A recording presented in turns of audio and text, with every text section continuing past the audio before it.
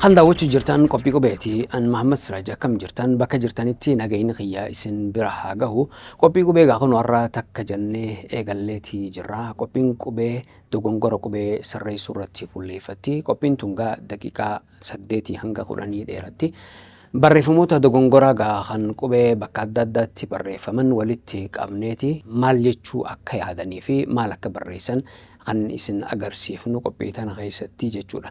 Arraaf garuu jalqabbiidhaaf akka ta'uuf dogongora qubee osoo hin taane waa'ee qubee irraa haasofnaa jechuudha. Tan duraatti qubee jechuun maal jechuu akka ta'ee fi akkaataa qubeen afaan Oromootiin itti eegalamtee seenaan isii maal akka fakkaatu bal'inaan illee haasa'uudhaaf yoo yeroon nuuf gahuu baate illee waan xiqqoo xiqqoo irraa kaafneeti irraa haasofnaa jechuudha.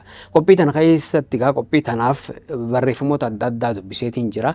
Seenaa qubee wajjin wal qabattu harka caalu barreeffama hayyuu afaaniitii fi ogeessa fayyaa Dr. Abdusamad Muhammadiin fayyadame kanneen biroo immoo maddeen adda addaa irraa hin walitti qabee jechuudha.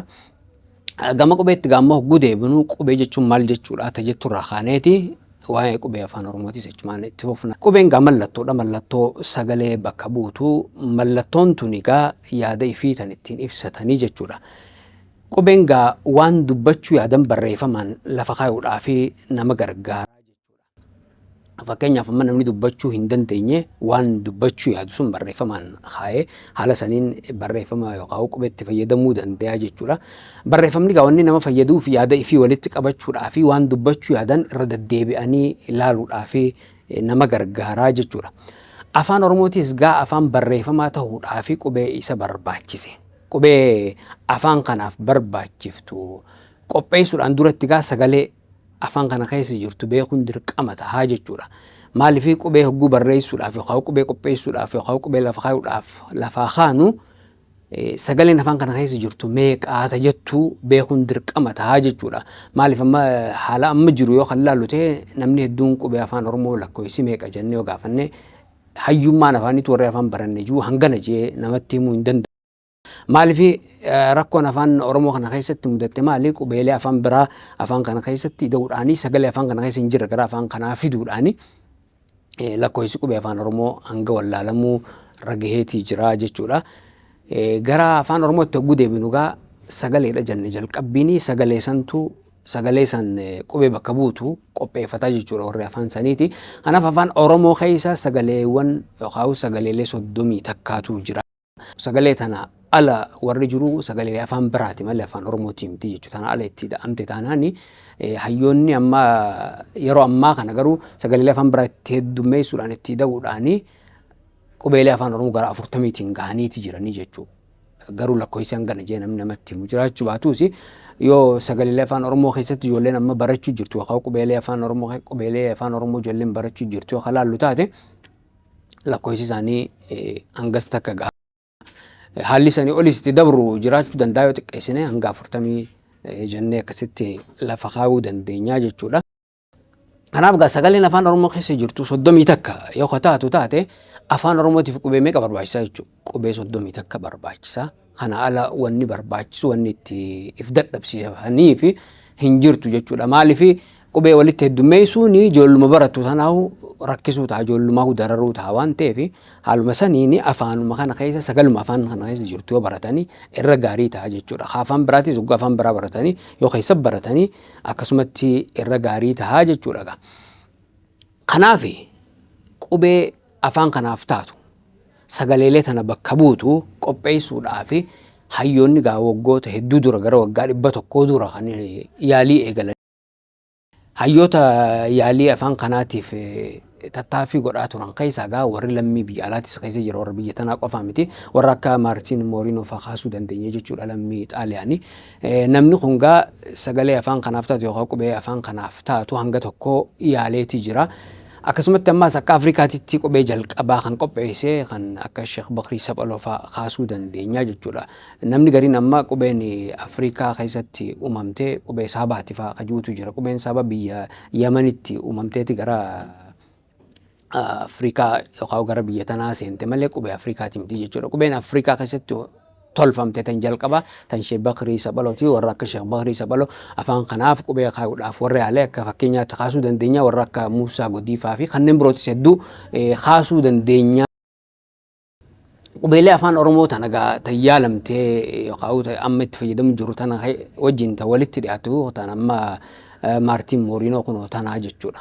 Hayilee Fidaatii fi Abdullaahi Yuusuf ammoo qubuma Maartiin Mooriinoo tana fudhataniiti xiqqoo jijjiirama itti godhuudhaanii kitaaba ittiin katabanii jiran jechuudha. Qubeen Hayilee Fidaafaa ittiin fayyadamaniis garaagarummaa hedduu hin qabdu jechuudha. Garaagarummaa xiqqoo qabdi qubee Maartiin Mooriinoo san wajjin haala saniin akkasitti kitaaba barreessan jechuudha. Jarri kuni kitaaba kana hogguu barreessanii harlamee daayigiraaf kan qubee dachaa jedhamuudhaan beekamu sani hin fayyadamne akkuma jirtu kanatti jala harriiqaa godhuudhaan yookaan gubbatti tuqaa jala waan adda addaa kan itti godhuudhaan akkasitti kitaaban lama katabanii jechuudha. Hirmaata dubbii afaan oromootii fi bara birraan baree kitaaban jedhaman katabanii kitaaban kana gaa barreessuu keessatti maqaan heddumminaan qabu Hayilee Fidaa ta'u malee bara sanitti gaa barattoota gara Awurooppaa barnootaaf deeman ijoollee Oromoo hedduutu jira. Isaan sunis qooda qabanii jechuudha. Kitaaban kana keessatti qoodni isaan qaban guddaadha. Haala saniini kitaaban kun barreeffamanii jechuudha. Bara 1973 fi 74 keessa biyya Jarmaniitti maxxanfamanii jechuudha. Kitaaban isaan barreessan kun egaa barreeffama afaan oromoo keessatti qoodni isaan qaban maali jennee yoo ilaallu ta'e jabeenyaa fi laafina dheerinaa fi gabaabina sagalee afaan oromoo qaceellotti waan ibsanii fi qooda guddaa qabanii jechuu bakki isaan qaban guddaadha. Barreeffama afaan oromoo keessatti jechuudha. Jarri barnootaa fi gara biyya Awurooppaa deeme kuni ofiinsa mootummaa Haayile Sillaasee booda gara biyyaatti deebi'aniiti dhaaba siyaasaa hundeeffatan. Dhaaba siyaasaa ammayisuun jedhamu mallaa Itoophiyaa sooshaalistii naqnaqee jechuudha. Dhaaba kana hundeeffatanii bara san keessa gaa warri ABO'tiis hoggansa Elamoo Qilxuutii fi Jaarraa Abbaa Gadaatiin qabsoon hidhannoo yeroo sanii dhandhaaramtee jirti. Bara sanii warri ABO kunis gaa qubuma akka qabsoo isaaniitiif isaaniif toluu fi qubuma warra ma'isoon tana fudhataniiti itti fayyadamuu jalqabanii. Garuu qubeen warra ma'isoon tuni rakkoon isiin qabdu maali? Gubbaarraa waan akka gaafaa qabdi, harriiqa adda addaa tuqaa qabdi. Kanaaf makiinaadhaan barreessuudhaaf rakkoo ta'e jechuudha. Baruma san ammaas kitaabni fura afaan Oromoo Somaaliyaarraa hulluqee gara biyya teenyaa seene kitaaba kana kan barreessee Dr. Sheek Muhammad Rashaad waan ta'eef hoggantoonni ABO kunis isa barbaadaaf lafaa ka'anii jechuudha. Kitaaba kana barbaadaaf gara Somaaliyaa deemanii magaalaa guddittii Somaaliyaa Moqdishootti Dr. Sheek Muhammad Rashaad wajjin wal arkanii haasawaa fi marii booda qubee Dr. Sheek Muhammad Rashaad qopheessite amma nuti itti fayyadamuu jiru tana guutumaa guututti fudhatanii ittiin fayyadamuu jalqabanii jechuudha. Kitaabni fura afaan Oromoo gaa yeroo jalqabaa bara 1969 harkaan katabame ganna lama booda yeroo jalqabaatiif maxxanfame bahee jechuudha. Abbaan kitaaba kanaa Sheek Muhammad Rashaad Abdulleeti. Sheek Muhammad Rashaad gaa qubee amma nuti itti fayyadamuu jirru kana akkaataa amma itti fayyadamuu jirru kanaan abbaan isaa jechuudha. Duuba gaa sheektichi kun yookaan Dr. Sheek Muhammad Rashaad qubee tana qopheessuuf maaltu isa kaasee jennee yoo ilaallu taate yuunivarsiitii keessatti baratu yuunivarsiitii Al-Azhar keessatti barnoonni afaan Oromoo yookaan afaan Oromoo akka baratamuu gaafate warri yuunivarsiitii ammoo ni didaniitis caljee hin teenye jechuudha. Maaliif akka didan gaafate gabaabumatti wanni isaan deebisaniif yeroo sanitti afaan Oromoo qubee hin qabu jedhaniini jechuudha. Afaan Oromoo qubee hin qabu jechuun sun isa keessatti waa uumtee dirqama kana ofirratti fudhatee ka'ee jechuudha. Qubee afaan kanaaf taatu ulaagaa barbaachiftu lafa kaayeti qubee ulaagaa san guutu barbaadu eegalee jechuudha. Kan Sheek Bakrii Saphaloorraa eegaleeti qubee afaan biraallee akka afaan Arabaa kanallee fayyadamee ittiin barreessee yaale ulaagaa isaa san ogguu ilaalu qubee ulaagaa isaa san guutuu ni dhabee jechuudha. Sanirraa ka'uudhaan egaa Sheek Muhammad Rashaad akkaataa amma itti fayyadamuu jirru kanaani qubee tana lafa kaayee jechuudha. Bara Mooriinoo irraa eegalee qubeelee jiran hogguu halaallu ta'e Dr. Sheek Muhammad Rashaadis dabalatee jechuudha. Hayyoonni qubeen isaan kaayan maal fakkaatti jennee olaallee haala kanaan laaluu dandeenya jechuudha. Kana fakkaata. Qubee afaan Oromoo moggaasuudhaaf biyya keessaa fi biyya alaattis hayyoonni hedduun qabsoo guddoo godhanii tattaaffii fi qabsoo isaanii tanagaa jijjiirama yookaan qufiinsa mootummaa Haayile Sillaasee booda jajjabeessanii itti fufanii mootummaan Dargii garuu gara aangootti hogguu dhufu afaan Oromoo qubee saabaatiin barreeffamuu akka qabu murteessee afaan Oromootiif qubee saabaa moggaasee jechuudha. Kitaabban barnoota bu'uuraatii jedhee qopheessee duula beekumsaa fi guddinaa jechuudhaan barattoonni duulanii akka barsiisan labsite jechuudha mootummaan Dargii yeroo sanitti. Gaazexaa Bariisaa kasan dura dhuunfaadhaan maxxanfamaa tures if jalatti galchiteeti akka mootummaadhaan maxxanfamuu goote. Gaazexaan Bariisaa dhalootuma isaatirraa qubee saabaatiin maxxanfamaa ture. Haa ta'u garuu Bariisaan barruulee qubee laatiniin barreeffamanis jidduutti maxxansaa ture jechuudha. Bara sanitti qubee laatiniin barreessuu miti qubee laatiniin barreessuu yaaduun yakka guddaa ture. Kana osuma beekuuti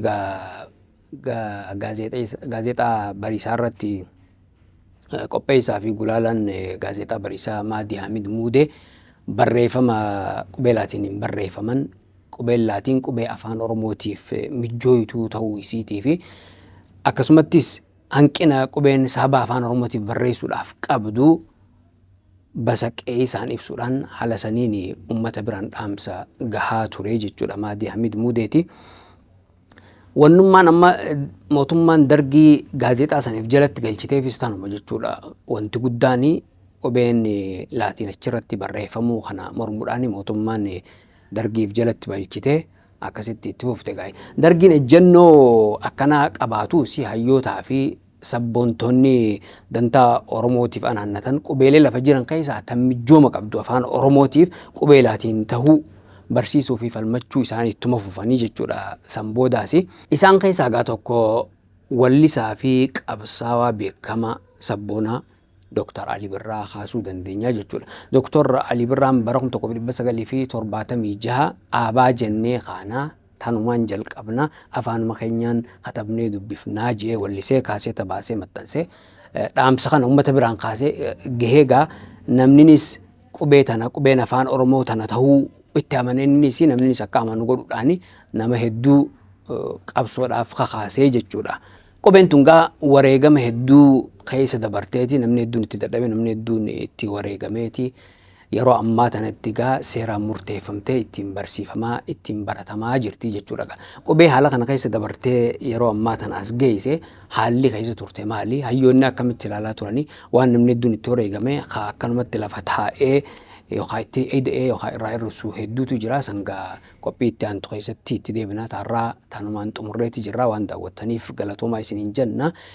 Lakkuu maltiimiidiyaa hedduun galatoomfadhaa ogeessi kaameeraa fi suursagaa Maaya Osmaanii nagaan jiraadhaa tun qophii qubeeti.